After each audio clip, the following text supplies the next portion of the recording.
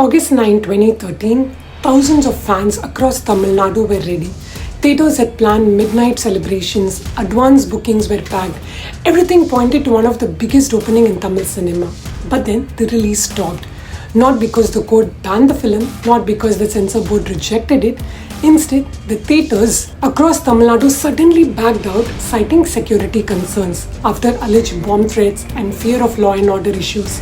Within hours, one question dominated the state. Who really stopped Thalaivaa, and why did one film become one of the biggest political controversies in Tamil cinema? To understand what happened in 2013, we first have to understand Vijay's position at that time. By 2012, Vijay had reinvented his career. After a difficult period in late 2000, films like Kavalin, Velayudham, Nanban, Thuppakki had restored him to the very top of Tamil cinema.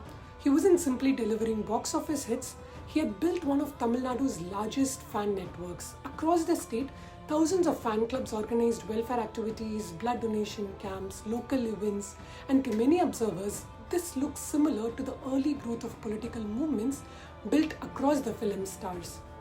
The first poster carried a simple line, "Time to lead." For most audience, it looked like an exciting promotional tagline, but Tamil Nadu has always shared a unique relationship between cinema and politics. Leaders like M.G. Ramachandran, J. Jayalalitha had already shown that movie stardom could become political power. Because of that history, some commentators and sections of the media began asking whether Time to Lead was hinting at something beyond the film itself.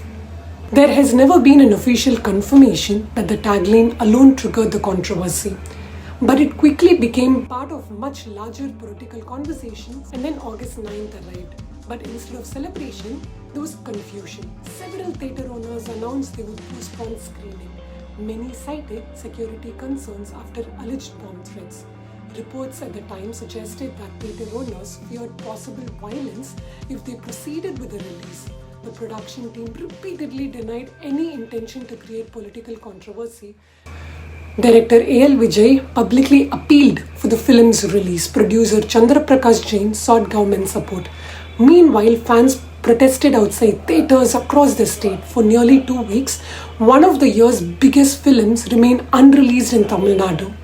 Eventually, after discussions between producers and state government, Thalaivaa released on August 20th. But by then, the momentum of its opening had already been lost. The controversy raised a much larger issue. If the film cleared censorship, could it still effectively be prevented from reaching the audience? Critics argued that even without an official ban, the fear across exhibitors could produce the same result.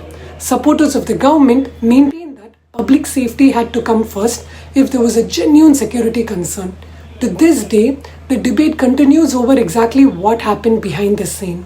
Was this simply law and order decision, or was it an example of political pressure influencing cinema?